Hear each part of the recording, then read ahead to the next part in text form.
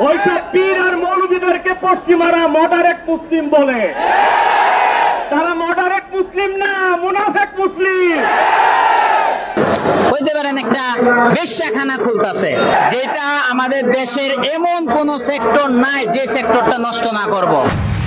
কোন একজন আলেমকে জঙ্গি তকমা দিয়ে জেলখানায় ঢুকালে জেলখানার ইটগুলোকে একটা একটা ছুটিয়ে দিবে।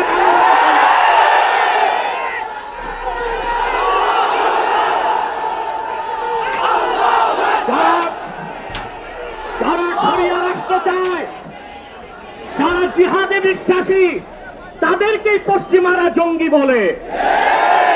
আর যারা বুলেট নয়, ব্যালটের পূজারী, ওইসব পীর আর মৌলবীদেরকে পশ্চিমারা মডারেট মুসলিম বলে। তারা মডারেট মুসলিম না, মুনাফেক মুসলিম। প্রিয় ভাইরা, জঙ্গি শব্দের উৎপত্তি কখন থেকে? টুইন টাওয়ার হামলার পর থেকে পশ্চিমারা প্র্যাকটিসিং মুসলিমদেরকে প্রশ্নবিদ্ধ করতে, জিহাদের বিরোধিতা করতে জঙ্গি শব্দ আমদানি করেছে। আর পশ্চিমাদের পাঁচাটা গোলাম প্রথম আলো কর্তৃপক্ষ এই জঙ্গি নাটকের পক্ষে তাদের বুদ্ধিভিত্তিক সহযোগিতা করেছে। সেজন্য আমি বলবো, মুজিবের 32 নাম্বার যদি ভাঙ্গা যায়, প্রথম আলোর অফিসকে মাটির সাথে গুড়ায় দিতে হবে। এটাই বাংলাদেশের আলেমদেরকে জঙ্গি তকমা দেবার ন্যারেটিভ তৈরি করে। জঙ্গি, আমি বলি জঙ্গি খারাপ না, জাং থেকে জঙ্গি। জাং মানে যুদ্ধ, আর জঙ্গি মানে যোদ্ধা। উত্তরা দিয়াবাড়িতে জঙ্গি বিমান ভূপাতিত হয়েছে, সেটা কি সন্ত্রাসী বিমান? যিনি পাইলট ছিলেন তিনিও জঙ্গি, যেহেতু যোদ্ধা। মুক্তিযোদ্ধারাও জঙ্গি, যেহেতু যোদ্ধা। এই শব্দটার অপপ্রয়োগ বাংলাদেশে শুরু হয়েছে শুধু ইসলামী রাষ্ট্র যারা প্রতিষ্ঠা করতে চায়, জিহাদের পক্ষে যারা, তাদের কণ্ঠরোধ করার জন্য। তা মেনে নেওয়া হবে না, বরদাস্ত করা হবে না।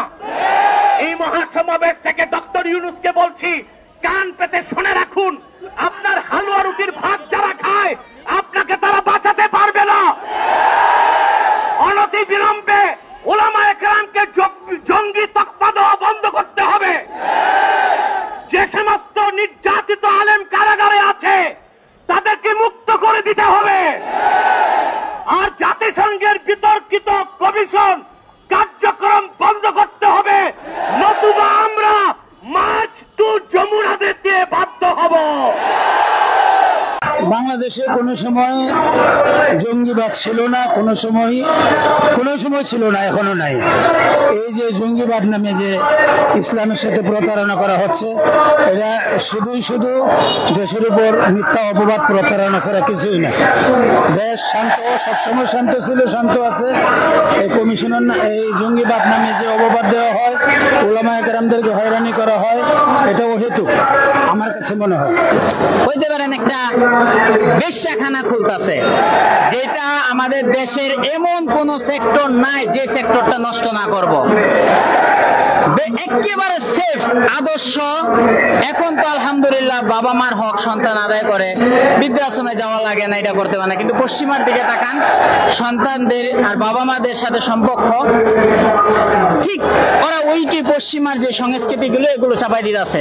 অর্থাৎ আমাদের যে বন্ধন, এই বন্ধন নষ্ট করব, সমকামিতা, ট্রান্সজেন্ডার, এগুলো ইস্যু তুলব, আমাদের ধর্মীয় মূল্যবোধে আঘাত করব।